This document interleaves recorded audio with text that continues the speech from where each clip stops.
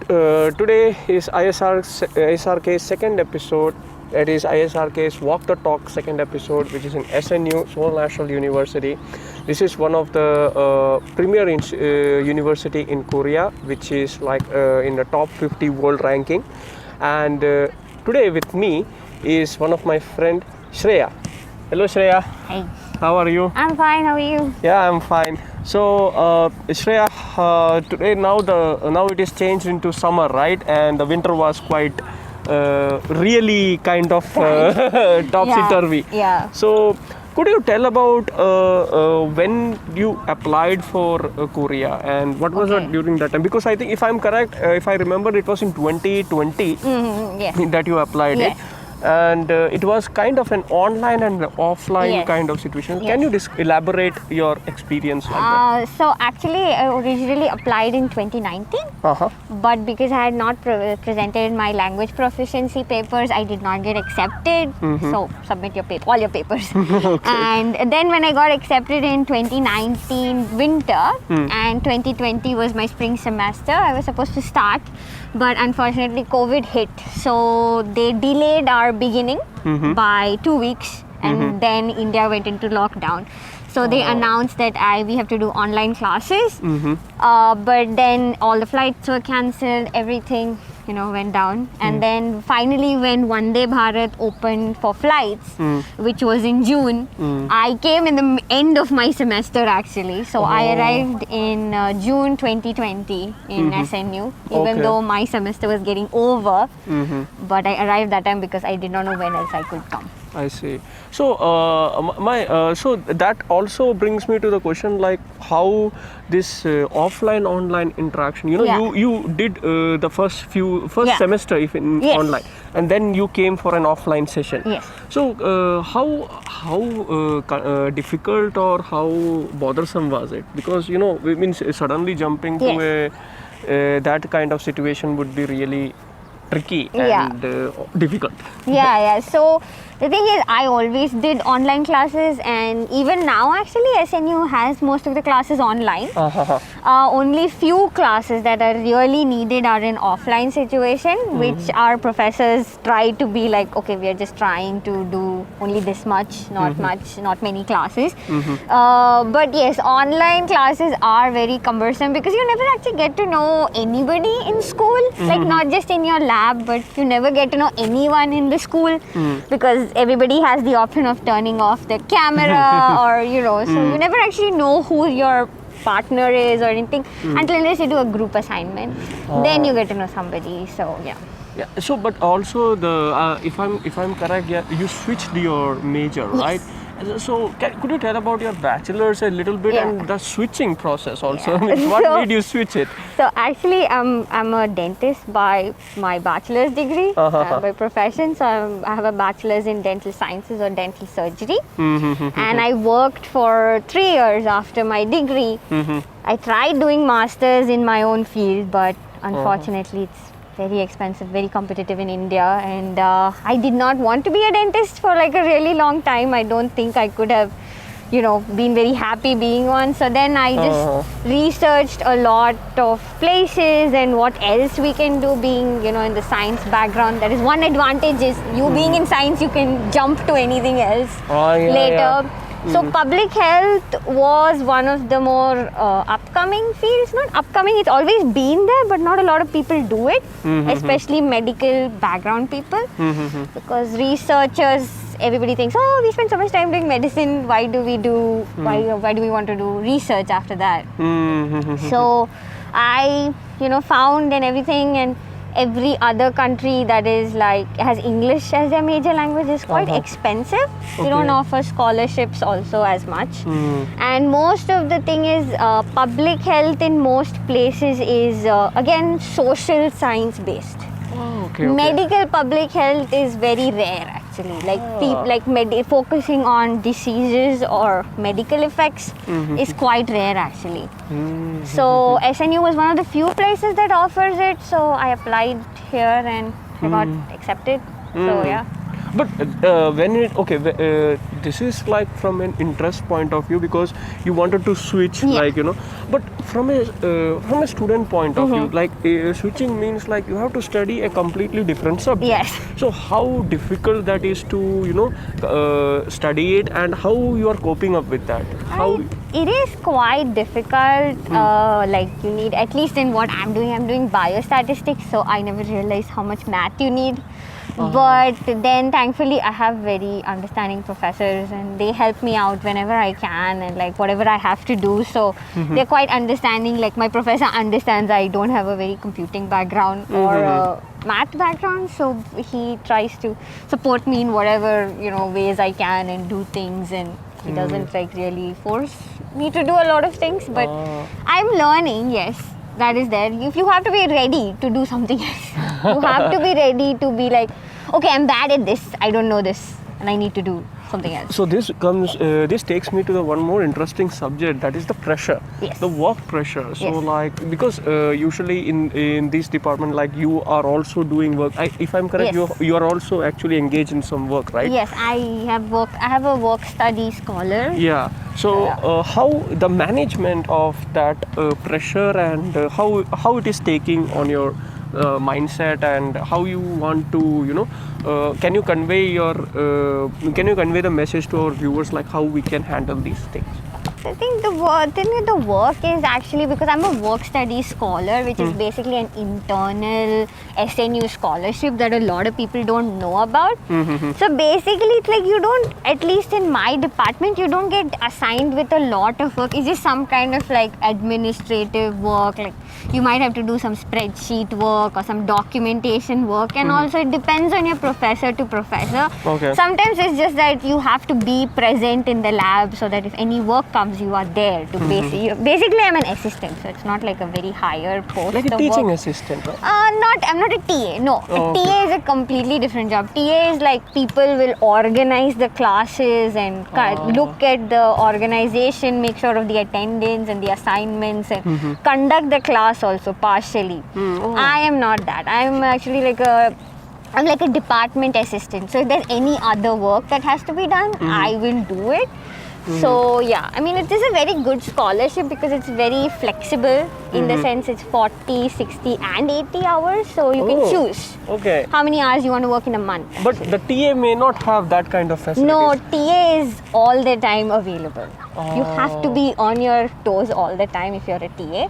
And the thing is, the professor will tell you that foreign students are sometimes not allowed to be TAs if you don't have a good conduct over the language, actually. Yes. That is the Actually, main yeah, thing. that is the main. I Yeah. think that is also a reason that very few foreign TAs we can. Yes, actually depends. see. I think it depends on the school you're And the working. professor. Yeah, and the department and school that you're at. Okay. So most of the TAs are generally people who know very well Korean, actually. So that's the Because thing. the communication and the language. Yes, because could you be have to communicate with multiple professors and other administrative people because you're in charge of everything.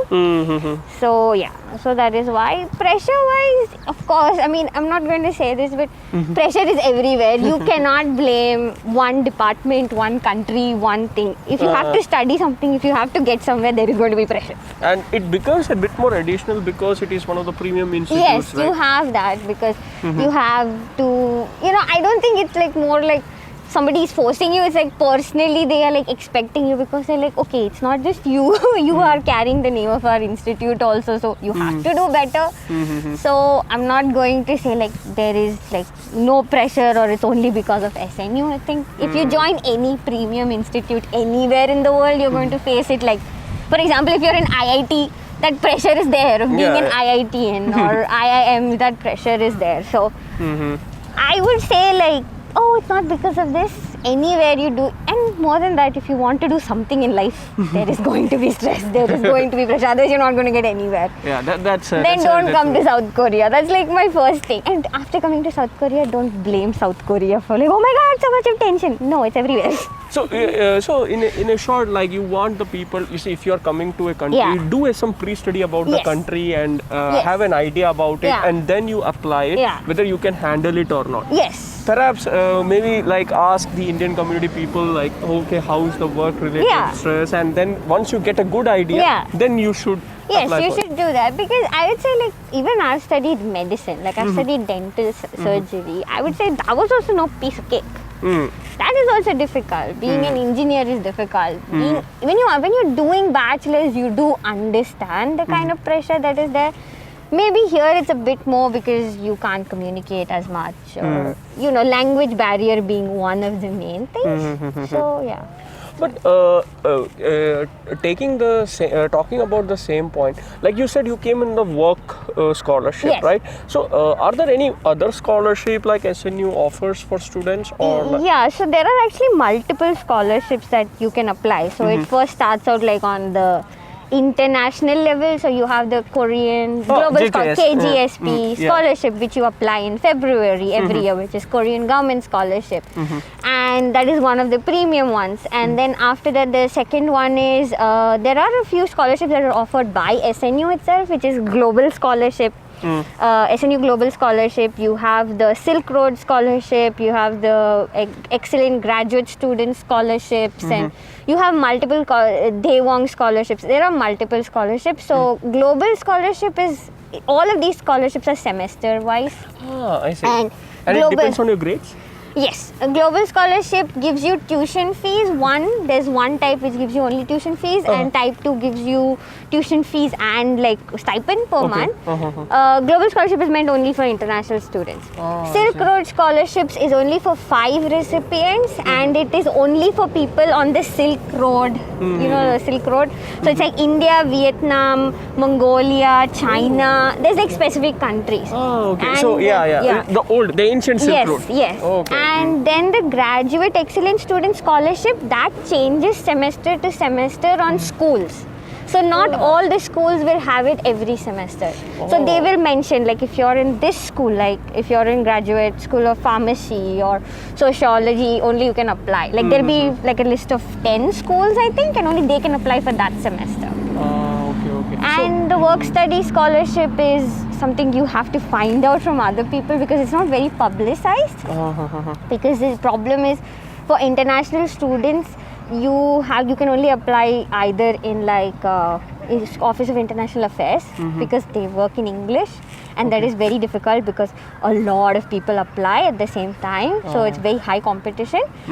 Or you have to like be in touch with your professor if you want to apply in your school, because then your professor will recommend you and be like, okay, they can take these people on. I see. So these are the scholarships, but certain scholarships are like, they are not exposed as the other scholarships. That's pretty interesting. Because I myself got to know about the work study scholarship after coming here, and like after one semester of being here. That's how I came to know, actually.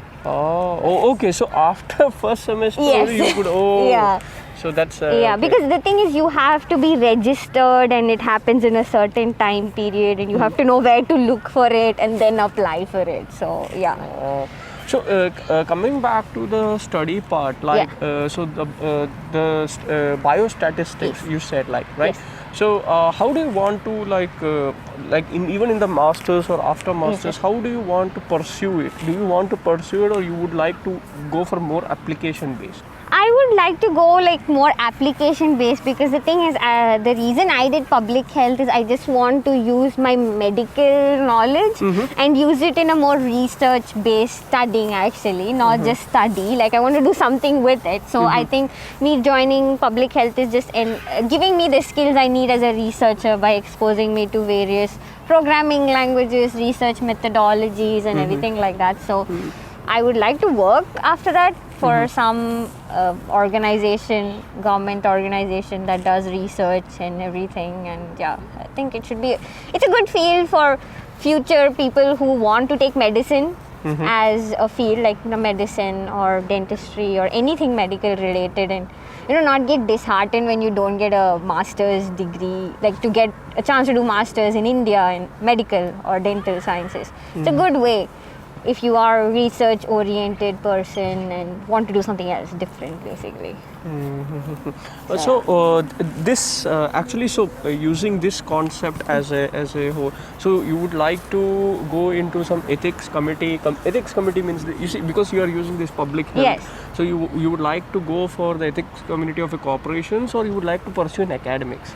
I would like to. So currently, I'm looking into working in the various UN offices that are there in Seoul, actually, because they have positions for research assistants or analysts and stuff like that. So I'm trying to do that first, actually. If not, then I can see something else. And I don't know about doing Ph.D. yet. I don't know if I want to do it or not, because so that's why. So this could take care of your study, but then of course in every study or every work you require some leisure time and also have some leisure time for yourself. So how would you cope up with that, or you have your own way of going to some book clubs or bowling clubs or something like that, or do you prefer to spend your leisure time for hiking or something? Yeah, I wish I could go more into the city. I live as you see in the mountains. So I wish I was more athletic. I'm not athletic, but whenever I have leisure time, I think I just want to go meet my friends, I guess, because Corona is, everybody says quarantine is very isolating. No, living through Corona is very isolating because you don't get to meet people so often, and everybody is busy and doing something, and at the end of the day you just want to meet someone and just hang out. So I guess my thing is I just want to meet my friends or do something, go for lunch or dinner or anything. I have no particular thing set. I see. So yeah. So your leisure time you want to move more into city and to go into there or enjoy there, right? Because you're never going to come back to Seoul again, are you? Yeah, that's true. But keeping into that, since SNU is a very premier institute, and their demands from their students is also something more premier, right? Yes. So they expect you to be really good at it, and they expect you to deliver at it. So does that also add some additional pressure to the students who are studying, or it actually creates a more healthy competitive environment? No, I would say it is. The one thing is, we as international students, we are given little bit of a leeway. But for Korean students itself, it's a very high demand thing. And another thing I would like to say is doing masters is not like doing bachelors. Nobody's going to be behind your blood to do something. It's if you want to do it, if you want to add it to your skill set, you should do it on your own. So the pressure is there, I would not say from the professors, but you are seeing your other colleagues do so much and doing extra things and learning extra, some other things and working on extra projects. So you feel oh, I should probably do that. And then, so that's the thing, I would say do masters if you're interested, because it's all about self-study, and that's where the pressure actually comes in, because we're not equipped to do self-study. Yeah, that's So I think that's where a lot of people find it very pressurizing, because they're oh, how am I supposed to do this if there's nobody to teach me or anything? So because I face that, I do most of my classes are in Korean, so I have to take extra English classes online. Okay. So that is my pressure, because because the thing is, my core subjects are available in English, but the other subjects that I take or that are needed for my thesis qualifying exam, I have to take them somewhere else.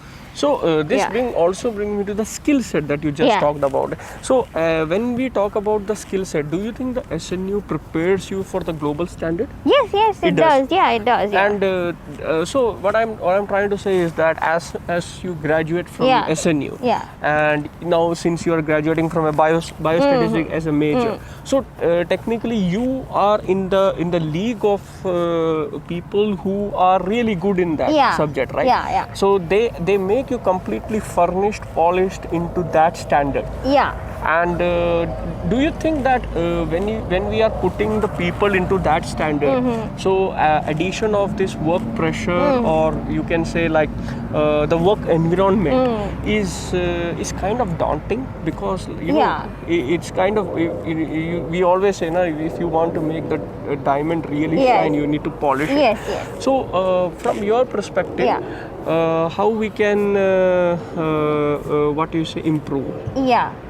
So I think the main thing is like, I wouldn't say SNU like prepares you completely, but it shows you a way. Like it shows you a way. It's like, oh, this is the way, you can do this, you can do this. You know, it shows you the way. Then it's up to you whether you want to follow it and get better at it or no. And so that's the thing. But I think it is a very good like first preparatory step into, because you get exposed to so many things like international levels that you would probably not know if you never went anywhere outside somewhere to study. You just get exposed to a lot of things at the same time. So that is one thing is there. And secondly, I would say for me it is very daunting because I'm new to the field and I'm new to the subject and everything. So I don't know how it would be for somebody who has done statistics or has done like programming languages as their bachelor's or something like that. It would be very different for them. Maybe they would find it a bit easier. But for me personally, yeah, it's very difficult because I'm not used to this field, but I try because I have to try. Yeah. So thank you, Shreya. No, thank you very much for the interview. Yeah, no problem. And I hope that we will have more interviews with you. And thank you very much for that. Thank you. Thank you very much. So this was the ISRK second episode in SNU. So it was ISRK's Walk the Talk, and we would come again with a fresh new episode. And please give out your opinion in the comment section, and we would definitely respond, and that would help us improve more. Thank you very much.